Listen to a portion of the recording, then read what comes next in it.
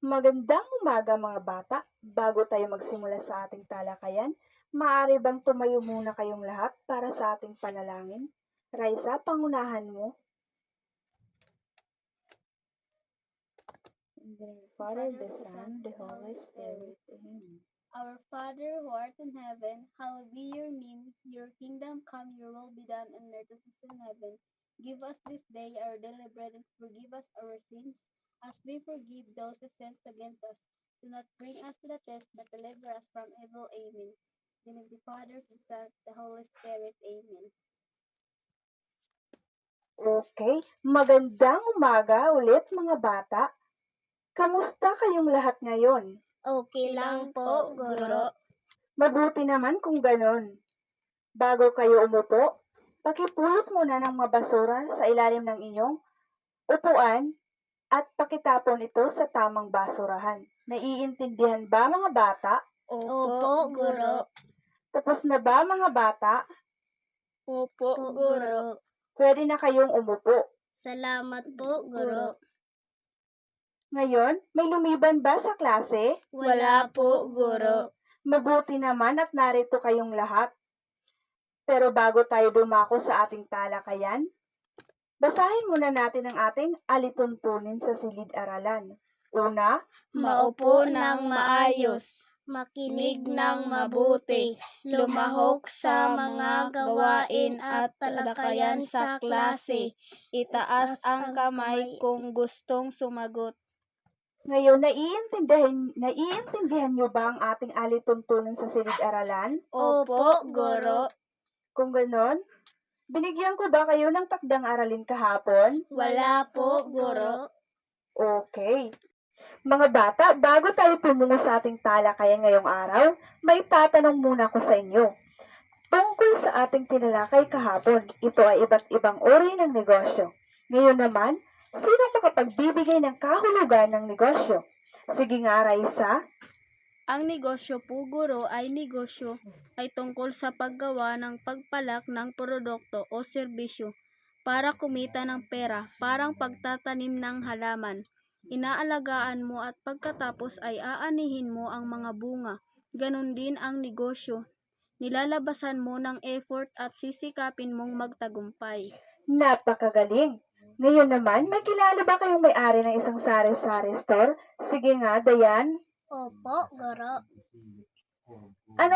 Anong pangalan ng isang sari-sari store? Mia Store. Napakagaling. Ngayon namang mga bata, may papakita akong larawan sa inyo. Ano ang napapansin ninyo sa larawan? Yes, Emma?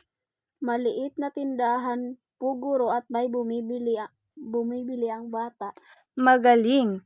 Ano pa, Jonah? Nag-aabot po ng pera ang bata sa babae. Napakahusay. Meron pa ba? Kinukuha ng babae ang pera sa bata kasi po bumibili ito. Napakagaling. Tunay ngang naiintindihan at nauunawaan ninyo ang nasa larawan. Mga bata, bago tayo magsimula sa ating bagong talakayan, may ihinanda akong isang maikling sitwasyon o kwento na babasahin sa inyo. Nais kong makinig kayo at kayo ay sasagot mamaya. Naiintindihan ba mga bata? Ngayon, si Aling Maria ay bumili ng isang saging na nagkakahalaga ng 20 pesos. Ibinenta niya ang mga ito sa palengke at nakakuha siya ng 30 pesos mula sa mga mamimili. Naiintindihan ba ang maikling sitwasyon mga bata? Okay. Ngayon naman, narito ang aking mga katanungan. Magkano ang pera na ginamit ni Aling Maria?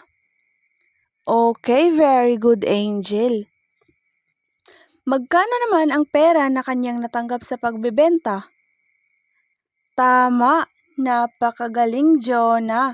Sa inyong palagay, may natira bang pera kay Aling Maria? Very good.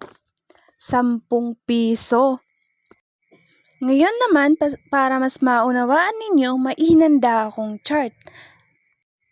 Ang chart na ito ay ang pagsusuri sa pera. Ang pera na ginastos sa paninda ay 20 pesos. Samantala, ang pera naman na natanggap mula sa mga mamimili ay 30 pesos. At ang perang itinubo na kita ni Aling Maria ay 10 pesos. Naiintindihan ba ang mga bata? Ngayon naman, base sa ginawa nating gawain, ano sa tingin ninyo ang ating tatalakayin ngayong araw? Napakagaling, Vic! Ang tatalakayin natin ngayong araw ay patungkol sa pagkakaiba ng tubo at kita. Pero bago ang lahat, basahin muna natin ng sabay-sabay ang ating layunin.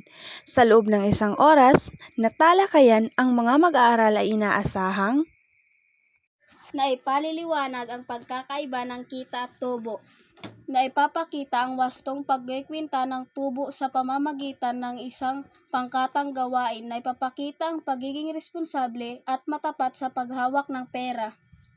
Maraming salamat mga bata. Naman, ang ating tatalakayin ay patungkol sa pagkakaiba ng tubo at kita. Ngunit bago tayo tumungo, kapag naririnig niyo ang salitang kita, ano ang unang pumapasok sa inyong isipan? O meron ba kayong idea kung ano yung sabihin ng kita? Yes?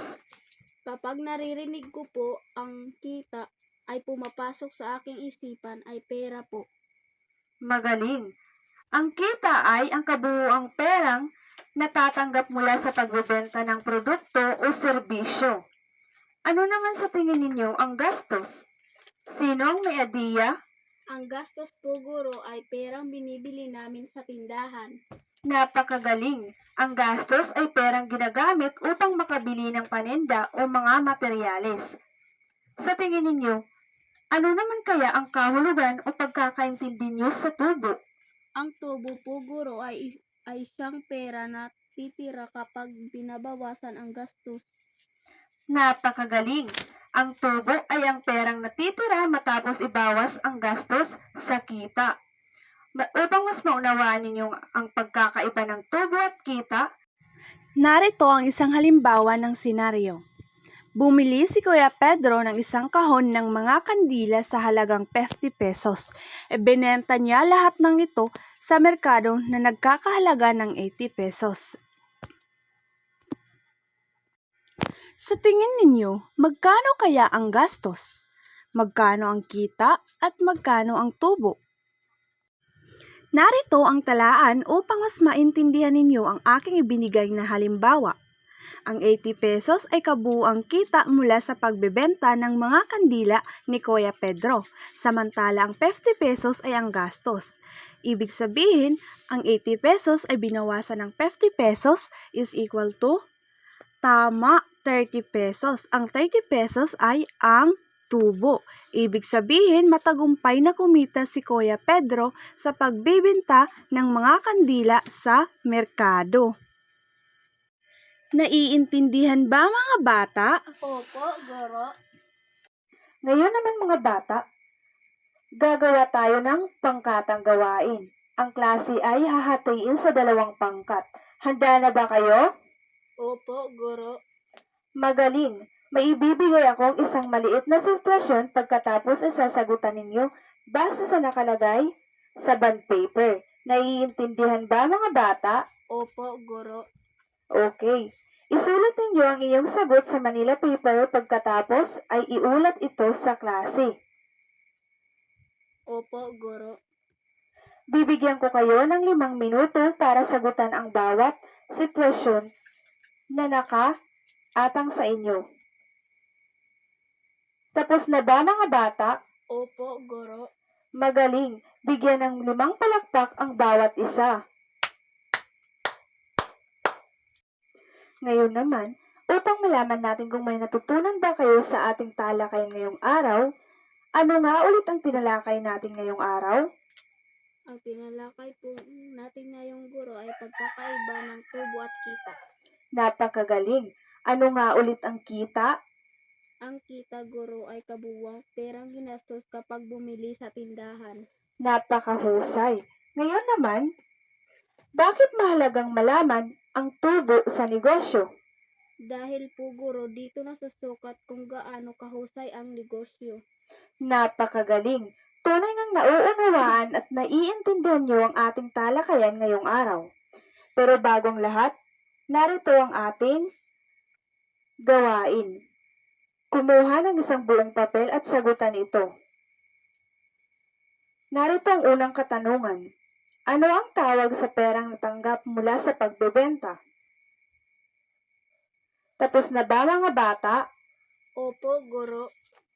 Sa pangalawang katanungan, kung ang gastos ay 120 at ang kita ay 200, magkano ang tubo? Tapos na ba mga bata? Opo, guro. Ngayon naman, bakit mahalagang malaman ang tubo sa isang negosyo? Tapos na ba mga bata? Opo, guro. Kung ganon, pakipasa ng inyong mga papel. Ngayon naman, para sa inyong takdang aralin, kumuha ng kwaderno at isulat ang inyong takdang aralin. Narito ang panuto. Maghanap ng halimbawa ng maliit na negosyo sa inyong komunidad at sagutin ang mga katanungan. Ang mga katanungan ay, ano ang kanilang produkto? Magkano ang gastos? Magkano ang kita? At magkano ang tubo? Naiintindihan ba mga bata? Opo, guro. Ngayon, tapos na ba ninyo isulat ang inyong takdang aralin? Opo, guro. Okay, magaling. Kung ganon, dito nagtatapos ang ating talakayan. Paalam mga bata. Paalam, guro.